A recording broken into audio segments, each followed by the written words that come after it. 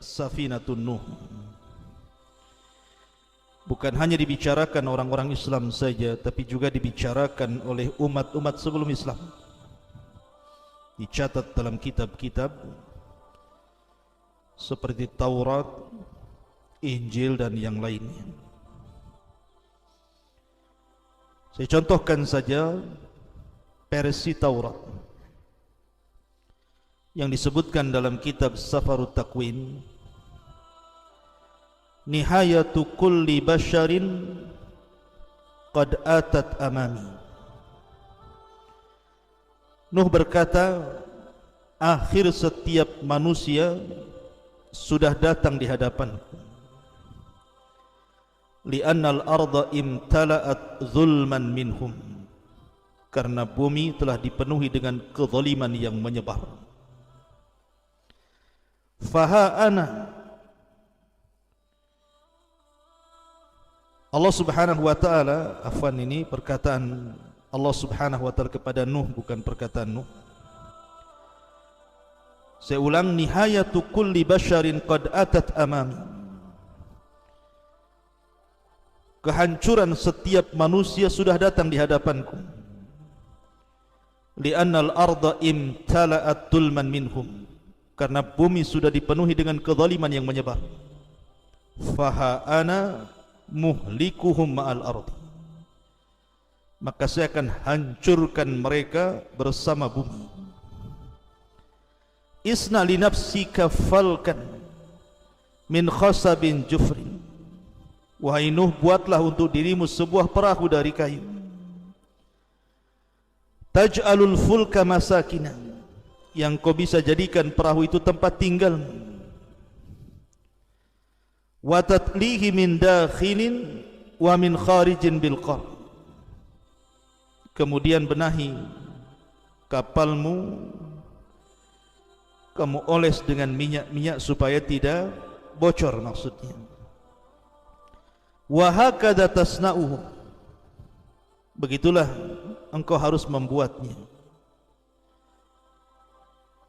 Kemudian disebutkan meterannya, salasa mi'ati dira'in yakunu tulu al-fulki, di mana 300 hasta panjangnya kapal itu. Wa khamsina dira'an arduhu, dan 50 hasta bentangannya atau lebarnya. Wa salasina dira'an irtifa'uhu, dan 30 hasta tingginya. Jadi panjangnya 300 hasta, kemudian lebarnya 50 hasta, kemudian tingginya 30 hasta. Kemudian wa tada'u babal fulki fi janibihi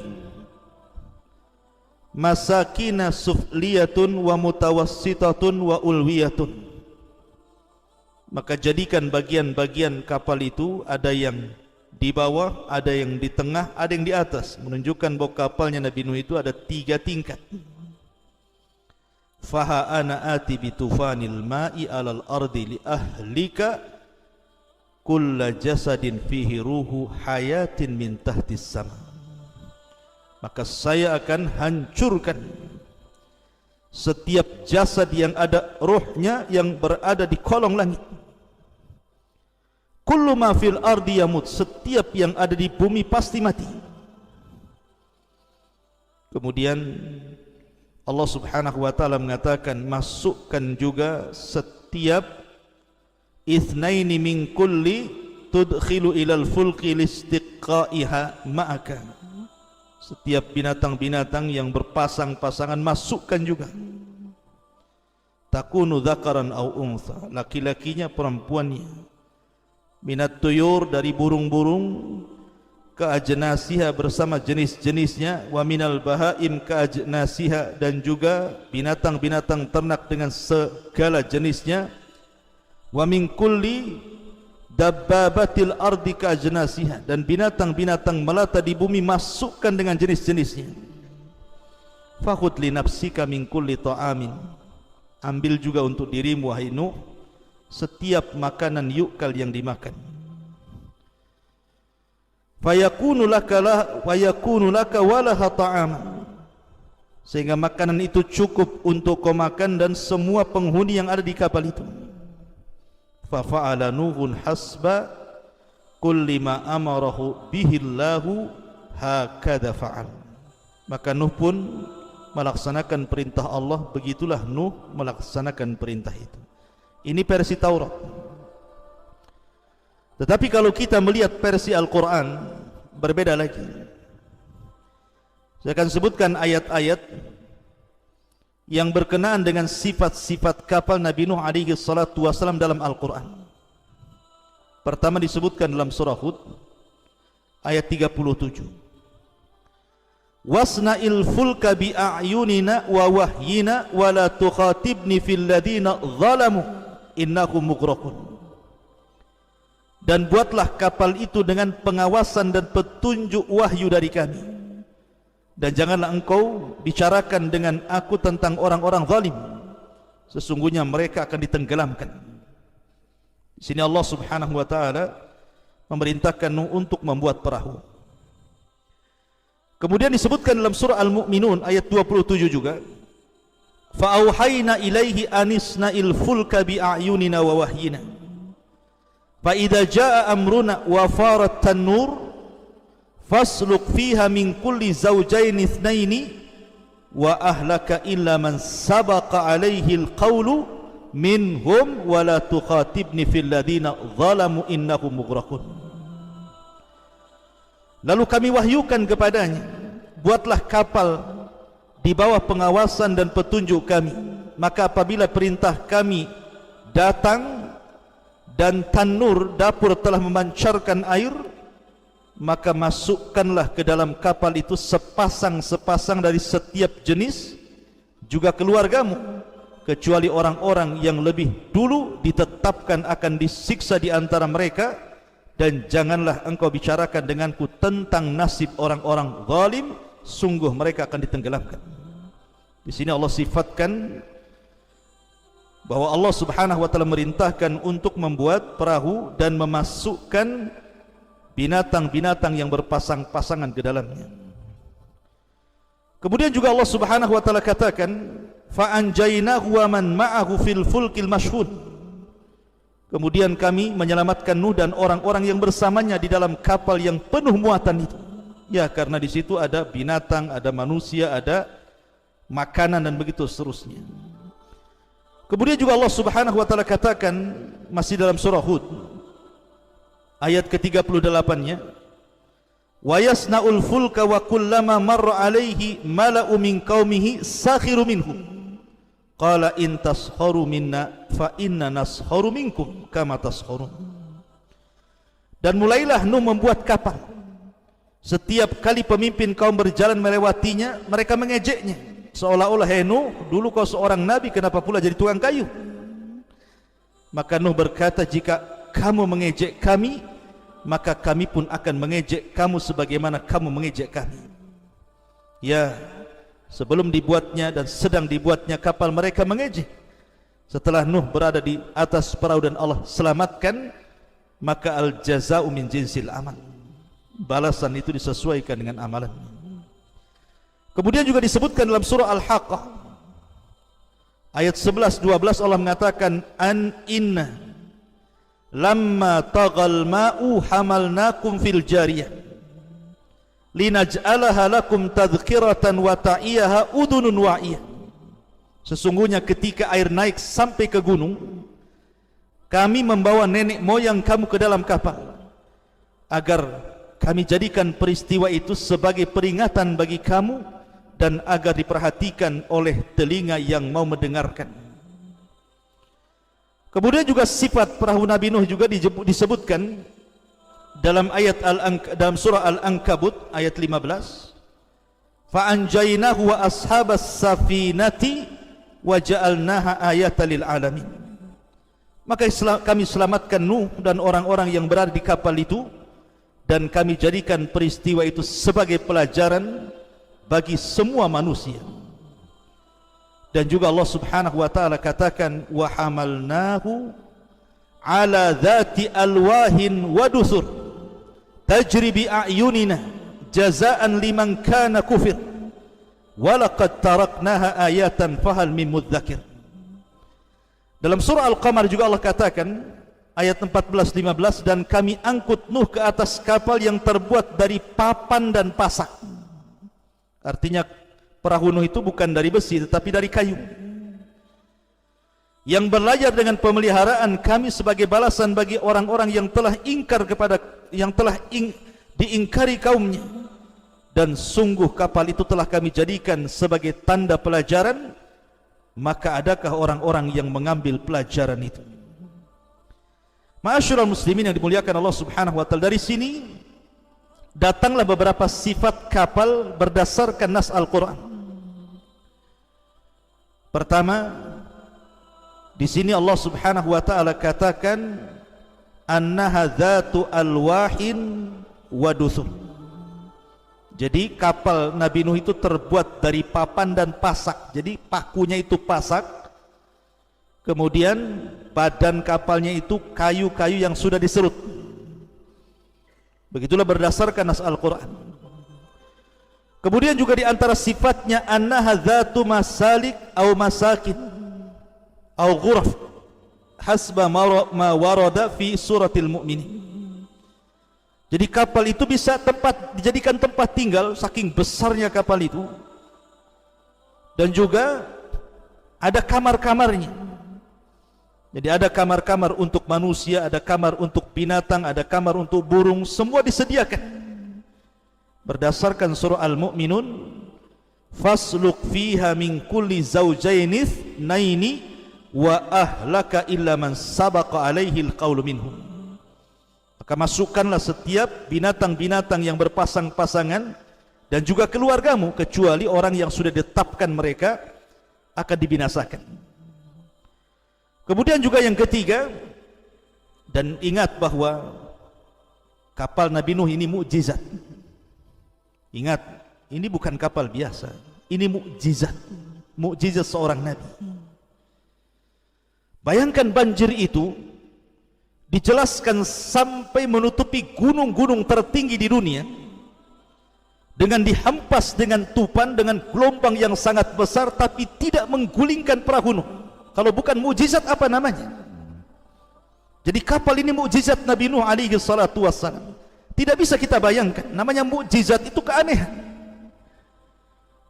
Makanya kapalnya Nabi Nuh alaihi salatu wassalam bisa selamat dari bahtera yang sangat maha dahsyat, yang secara logika harusnya kapal itu tenggelam dan terguling, itu harusnya. Tapi karena mukjizat dari Allah Subhanahu wa taala, makanya kemudian Allah Subhanahu wa taala mengatakan ayatan. Allah mengatakan fa anjaynahu wa ashabas safinati wa ja'alnaha ayatan lil alamin. Dan kami selamatkan Nuh dan juga orang-orang yang di kapal itu, dan kami jadikan sebagai tanda kuasa Allah. Jadi perahu itu memang tanda-tanda kekuasaan Allah, mukjizat yang Allah berikan kepada Nuh, mampu membuat kapal sehebat itu, padahal hanya terangkai dari kayu dan pasak-pasak saja.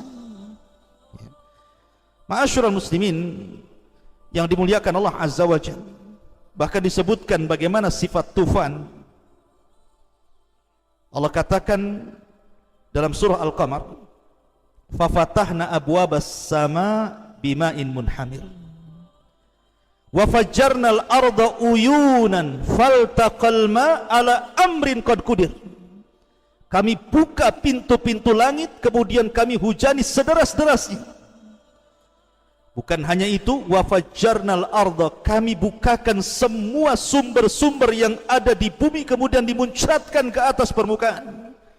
Kemudian ditemukan air langit dan bumi, dan Allah perintahkan angin tufan untuk membawa air itu, bah tsunami besar, menggiring semua umat Nabi Nuh, ditenggelamkan. Sampai Kan'an berusaha naik ke atas bukit pun tidak bisa diselamatkan. Dan Allah juga mengatakan dalam surah Al-Haqqah, inna lama taghal ma hamalnakum fil jariyah linaj'alaha tadhkiratan wa ta'iyaha udhunun wa'iyah. Lihat, Di sini Allah Subhanahu wa taala mengatakan, sesungguhnya ketika air itu naik sampai ke gunung. Jadi air itu terus meninggi sampai ke gunung. Bahkan sampai menenggelamkan gunung. Kami membawa nenek moyang kamu ke dalam kapal agar kami jadikan peristiwa dahsyat itu sebagai peringatan bagi kamu dan agar diperhatikan oleh telinga-telinga yang mau mendengarkannya. Lihat, sampai-sampai Allah Subhanahu wa taala menyebutkan sifat tufan luar biasa. Kemudian juga Allah Subhanahu wa taala berfirman dalam surah Al-Mu'minun, fa idza jaa amruna wa farat tanuh. Arti fara fauran artinya irtifa'us sa'ili bisuhunatin natijatan ta'ridu limasdari hararatin. Artinya air yang datang itu bukan air biasa tetapi mengandung hawa panas. Bayangkan seperti larva keluar dari perut bumi membawa air panas yang luar biasa. Adapun tanur adalah wajhul ardi, dia adalah permukaan bumi. Jadi permukaan bumi semua tertutup dengan air. Memang terjadi khilaf para ulama, apakah satu dunia itu terjadi banjir bandang dengan tufan yang hebat, satu dunia maksudnya, ataukah hanya kaumnya Nuh, karena ketika itu manusia belum mendunia, hanya di satu tempat kaumnya Nuh saja. Wallahu a'lam, karena tidak ada keterangan. Yang jelas bahwa Allah Subhanahu wa taala menyebutkan dalam surah Hud ayat 42, wa hiya tajri bihim fi maujin kal jibal, bahwa air itu menjadi gelombang-gelombang besar layaknya gunung-gunung yang sedang menghempas-hempas. Begitu dahsyatnya Allah Subhanahu wa taala menjelaskan tufan yang menimpa kaum. Coba bagaimana bisa selamat dengan banjir sebesar ini? Ma'asyiral muslimin yang dimuliakan Allah Subhanahu wa taala, ketika Nuh alaihi salatu wassalam naik ke atas perahu, memang secara jumlah berapa orang sebenarnya yang naik di atas perahu itu?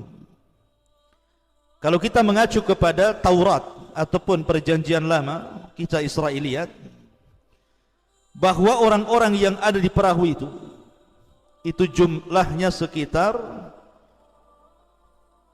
ada yang mengatakan 40 dan ada yang mengatakan 80 orang. Paling banyaklah 80 orang. Kenapa?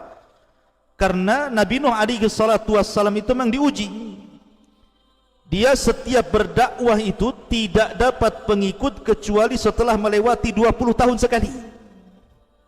Jadi 20 tahun sekali baru dapat satu pengikut. Nanti 20 tahun lagi berdakwah, satu pengikut lagi.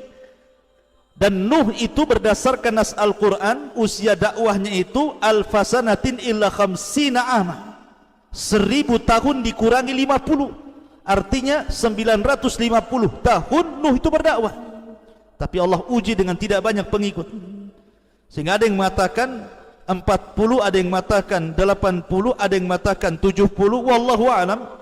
Ini berdasarkan dari kisah-kisah Israiliyat, karena Al-Quran tidak menjelaskan berapa jumlahnya. Yang jelas bahwa di perahu itu yang jelas-jelas ada adalah Nuh, kemudian 3 anak yang sudah saya ceritakan, Syam, Ham dan Yafis, dan juga istri-istrinya dan anak-anaknya. Apakah kemudian 70 atau sampai 80 itu hanya keluarga Nuh saja? Wallahu a'lam. Ataukah ada pengikutnya di situ? Allahu a'lam. Kita tidak tahu, karena tidak dijelaskan masalahnya harus gimana gitu ya. Ma'asyiral muslimin yang dimuliakan Allah Azza wa Jalla. Lah, adapun besar perahu Nabi Nuh seperti yang di awal saya jelaskan versi Taurat tadi, sekian hasta panjang, sekian hasta lebar, sekian hasta tinggi, maka kita katakan sebagaimana yang dikatakan para ulama, fa innas safinata banaha Nuhun biwahyin. Ingat bahwa perahu itu dibuat oleh Nabi Nuh berdasarkan wahyu. Satu, wa ta'limin minallah, dan Allah yang mengajarkannya. Wala na'rifu hajmaha wala syaklaha wala tasmimaha wa hiya mu'jizatun wa ayatun li ahlil ardi.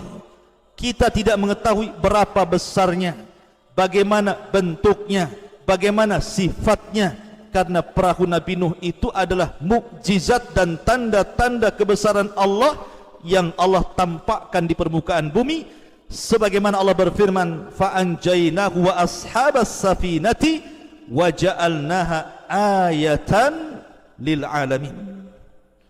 Dan kami selamatkan Nuh dan juga orang-orang yang ada di kapal itu, dan kami jadikan sebagai mukjizat, tanda-tanda kebesaran Allah di alam semesta ini. Dan Allah juga mengatakan dalam surah Yasin, wa ayatul lahum an hamalna dzurriyyatahum fil fulkil mashhun. Dan itu semua tanda kebesaran Allah bagi mereka. Kami bawa Nuh dan anak cucunya dalam perahu yang penuh dengan muatan. Ma'asyiral muslimin yang dimuliakan Allah Subhanahu wa taala, maka tidak boleh kita mengkias, oh, perahu Nabi Nuh itu seperti kapal kelud umpamanya kalau di negeri kita ya. Oh, seperti kapal pesiar, tidak bisa. Karena tidak dijelaskan bentuknya seperti apa, kotakkah dia, segitigakah dia, seperti kepompongkah dia, kita tidak tahu. Maka kita hanya mengacu kepada zahir nas Al-Quran dan hadis Nabi SAW, bahwa kapal itu merupakan perintah dari Allah, merupakan wahyu, dan Allah yang mengajarkan bagaimana cara membuatnya. Adapun bentuknya, besarnya, sifatnya, kita hanya kembali kepada nas Al-Quran dan hadis-hadis Nabi SAW yang sudah dipahami oleh para ulama ahli sunnah wal jamaah. Ma'asyiral muslimin yang dimuliakan Allah Azza wa Jalla, disebutkan dalam tafsir Ar-Razi, tafsir Ar-Razi Mafatihul Ghaib, wa ikhtalafu fi annahu hal dakhala fi qawlihi zawjayn itsnaini ghairal hayawan am la. Apakah masuk pada perkataan setiap berpasang-pasangan selain hewan, pamannya tumbuh-tumbuhan, satu pohon kurma jantan, satu pohon kurma betina, begitu. Maka amal hayawan fadakhil, adapun hewan-hewan jelas masuk. Adapun yang dimaksud nabat, maksudnya tumbuh-tumbuhan, fal lafdzu la yadullu alaih, lafaz tidak menunjukkan itu. Tapi tentu ada qarinah. Yang namanya makanan tentu buah-buahan, sayur-sayuran tentu masuk gitu ya. Kebutuhan manusia pasti ada di situ. Tetapi kata beliau, kata Ar-Razi dalam tafsirnya, ketika bicara tentang masalah asad, asad itu singa, apakah juga singa dimasukkan ke dalam perahu? Sempat dia lapar, habislah semua binatang dalam perahu itu. Makanya dia mengatakan, lam yastati Nuh alaihi salam an yahmilal asad. Nuh tidak mau memasukkan singa pada awalnya ke dalam perahunya, hatta ulqiyat alaihi al-humma, sampai Allah buat asad itu demam, macam kena corona gitu. Jadi sakit asadnya, tidak bisa apa-apa. Wa dzalika anna Nuhan alaihi salam qala, ya Rabb, famin aina ut'imul asad idza hamaltuhu. Ya Rabb, macam mana aku akan memasukkan ini singa ke dalam perahu? Kalau sudah di perahu ini, macam mana saya akan memberi makan dia? Maka Allah berfirman, fasawfa usghiluhu anit ta'im fasallatallahu alaihi al-humma, maka saya akan sibukkan dia sehingga lupa makan. Makanya Allah kirimkan penyakit demam kepada asad sehingga murung saja, makan pun tak mau. Maka kemudian dimasukkanlah, termasuk juga fil, gajah gitu ya, dan binatang-binatang yang sepasang-pasang. Sekarang masalahnya, perahu Nabi Nuh alaihi salatu wasalam untuk membuat binatang sebanyak yang kita kenal hari ini, dengan berbagai macam jenis binatang, dari binatang yang paling besar sampai binatang yang paling kecil, dari binatang yang berjalan di bumi sampai binatang yang terbang. Mungkinkah Nuh bisa membawa semua binatang dengan segala jenisnya? Maka dijawab para ulama, Allah itu ala kulli syai'in qadir. Allah atas segala sesuatu mampu. Tidak mesti kemudian binatang yang tidak ada di kapal itu Allah tidak sanggup menciptakan setelahnya. Allah itu ala kulli syai'in qadir, atas segala sesuatu maha mampu gitu. Jadi tidak perlu dipusingkan, akhirnya dihayalkan, nih binatang kalau kita masuk ke kebun binatang banyak sekali, kayaknya mustahil kalau masuk ke perahu Nabi Nuh, emang sebesar apa gitu kan. Nah, itu terlampau berlebihan cara kita berpikir. Kita ini tunduk kepada wahyu, dan ingat Allah ala kulli syai'in qadir. Allah segala sesuatu mampu menciptakan apapun yang sebelumnya belum ada jadi ada. Kun fayakun bagi Allah.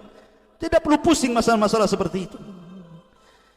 Cuman masalahnya berapa hari Nuh ini berada dalam perahu itu. Maka ini pun menjadi polemik.